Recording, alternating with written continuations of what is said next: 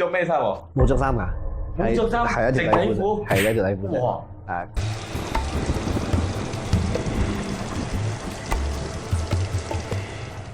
好啦，之前都有講到呢啲喺呢個佢嘅行業嘅經歷啦，好似仲有一單好刺激下嘅喎，我哋聽一聽有咩事發生先。哦，呢件事咧就係有時我哋買屋咧都其實有啲同事都會有遇到嗰咁嘅嘢嘅嚇，咁就好唔好彩就又俾我遇到啦，就係喺我哋嘅呢個打滿呢個新咩嘅某一棟 condo 入邊，condo 嚟嘅，係啦，咁邊棟 condo 我就唔方便講啦。好，咁喺咁我哋就喺當日咧就其實呢一個客仔咧係一個警察嚟嘅，一個印度人警察，印度大兄，係印度大兄啊！咁佢原本咧就諗住要幫我哋買咗呢間屋搬入嚟住嘅，但係因為佢依間目前冇地方住，所以佢諗住就我先幫你哋租咗，就順帶做埋呢個買賣嘅手續。OK，咁佢就OK 啦，得冇問題啦。咁第二日就交咗鎖匙俾佢，佢搬入去住啦，就先租俾佢先啦，咁樣啦，係啦。咁第二日咧就佢就搬咗入去啦，啲衣櫃啊、床啊，全部都入晒去㗎啦，入晒家私㗎啦，成個啲馬打車嗰啲大攞呢咧，就幫佢載嚟嘅，馬打嚟㗎，係馬打嚟㗎，黃氣大家都知道啊，黃氣係有幾黃嗰種啦，係嘛？睇有幾黃先，真係唔慌唔忙。咁當晚咧就大概係2點幾啦，咁2點幾。咁我半夜2點幾，咁我同事就接到電話，就係呢個租客打俾佢嘅。我接到馬打嘅嗰個電話。係啦。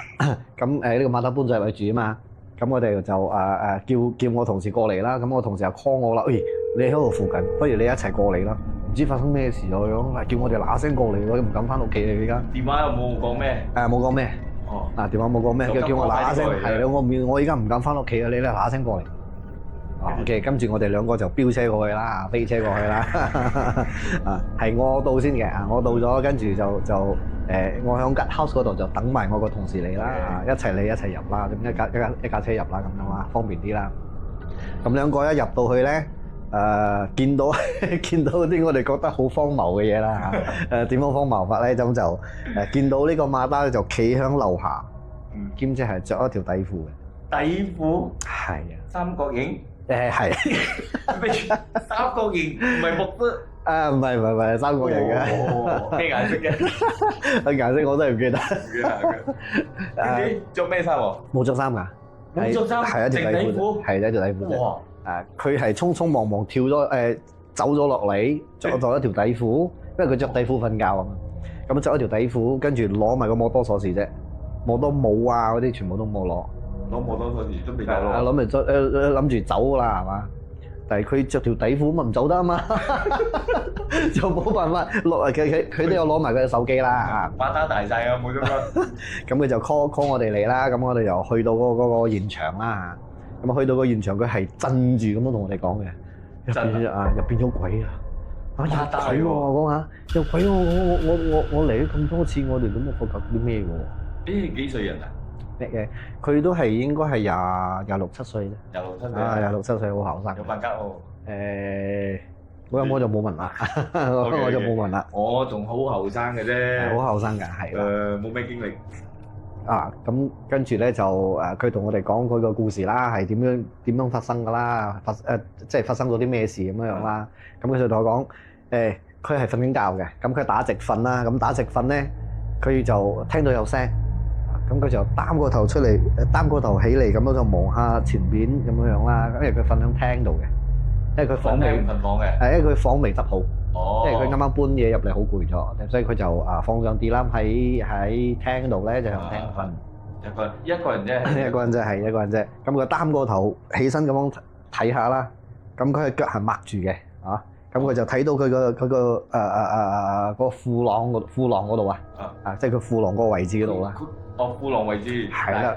佢冇着褲嘛？佢淨係底褲啫嘛。底褲係，我哋講個褲浪嗰陣，即係底比拉嗰度啦，底比拉嗰度啦嚇。咁就睇佢朦中中就睇到個頭伸咗出嚟。咁佢當時因為佢咩頭？人頭啊！人頭啊，真係人頭啊！有睇到樣嘅冇？黑，因為佢閂住燈啊嘛。我閂住燈。係啦，但係有光線入嚟噶嘛，因為佢開住嗰個騎樓個門啊，嗰個 balcony 嘅門啊嘛。有冇講出係男仔頭女仔頭？唔知，佢自己都唔知。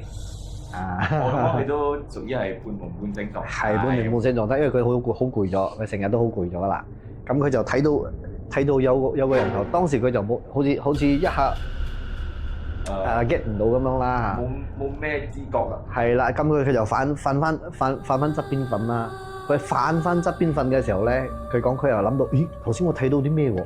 我當時先醒覺睇到啲咩？係啦，跟住佢就開眼，佢一開眼咧，嗰個頭就喺佢前面啦。哇！所以佢先匆匆忙忙喺攞電話攞咗摩托鎖匙就飆咗落去樓下。當時佢係住1樓嘅。睇到就即刻立嘢。係啦。咁因為應該睇到男啊女嘅話，睇唔到，亦都睇唔到，睇唔到樣。佢係黑影嚟嘅，成個頭黑嘅。但係直頭喺佢前面。有講嘢冇？冇講嘢，可能有講嘢，佢自己都唔記得啦。黑到七魂見咩十魂見七魄啊咁啊！我諗住佢會即刻係咪掹支炮咁會？當時咧佢嘅電話同佢嘅摩托鎖匙都放喺身邊嘅，咁佢一拿到就走人。所以就咁啱佢有電話，佢就可以 call 到我哋啦，咁嘅意思啊！佢 call 到我哋就嚟到，跟住冇辦法啦，咁樣就當日就我哋揾唔到咁夜，我哋揾唔到地方俾你住噶啦，不如你去租間酒店先啦。脫底褲去租酒店？我哋陪佢上去攞衫褲啦。陪佢上去攞衫褲，攞完衫褲之後，跟住佢執埋嗰啲嘢，跟住就咁樣 cancel 咗啦 ，cancel 成個 deal 啦，即係成個。我哋上去都冇事發生。咁之後我就將呢間屋又再賣咗，賣咗俾一個馬拉人。咁都到依家都冇事發生。其實我仲有同嗰個馬拉人聯絡嘅。我有之後我就問佢，因為我哋做呢一行咧，我哋有售後服務啊嘛。我哋會問佢點樣啊？呢排住到嗰度 O 唔 OK 啊？如果你覺得唔 OK 唔舒服嘅話，你咪通知我啦，我幫你賣咗佢，再揾個第二啲俾你。我諗住又好似想當年咁樣以你專業態度去，覺得都係唔賣啦呢間屋。結果點解呢一單你又會賣？點樣講咧？因為我哋冇睇到嘅嘢，亦都冇聞到，好似前兩單 case 咁樣啦嚇。所以我哋係真冇真係冇睇到嘢。我相信呢一樣嘢咧係真係可能佢喺出邊帶翻嚟嘅。畢竟佢做呢啲工作咧，可能性好高嘅。可能性好高，係嘛？黃氣喎，頂帽有個黃虎，咁撇唔到斜嘅咩？可能係人黑嘅關係。人黑白鴿唔夠，白鴿唔夠啊！黃氣唔夠照射係嘛？哇！諗起都毛管戙，甩頭喺下邊，跟住再甩頭喺前面，哇！嗰種感覺真係新聞唔見七拍嗰種感覺啊！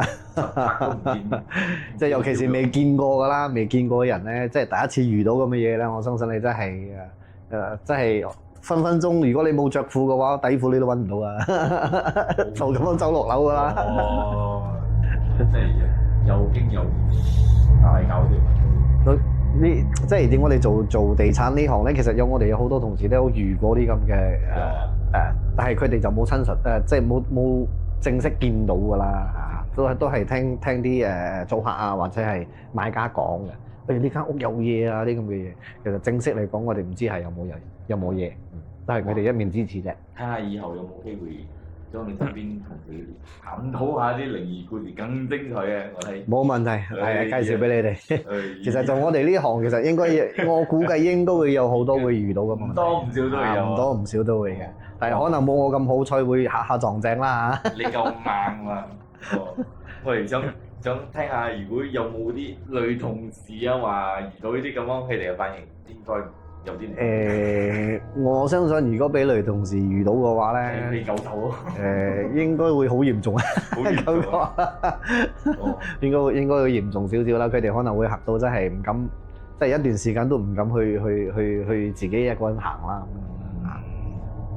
好啦，講到呢度啦，喺你手上都經歷咗至少頭先我哋又講咗三單嘅，都係喺你嘅行業入邊見過嘅經歷啦。係。你哋做呢行嘅有咩特別嘅禁忌啊，或者有咩辟邪嘅方法啊，或者有咩防身之術啊，避免呢啲事件發生？即係如果係講，我覺得如果係講你，因為我唔驚啊嘛。咁我唔驚，我唔會帶啲咩佛牌啊啲之類啲冇嘅，你身上而家一件都冇。冇㗎。哦。都我相信你一生唔做壞事咧，半夜敲門也不驚啦。咁呢句説話我都覺得係對我嚟講係㗎啦。好，so 其實正式嚟講，但係如果我哋去買賣屋咧，我哋見到啲譬如話地主公啊，見到啲拿督公啊。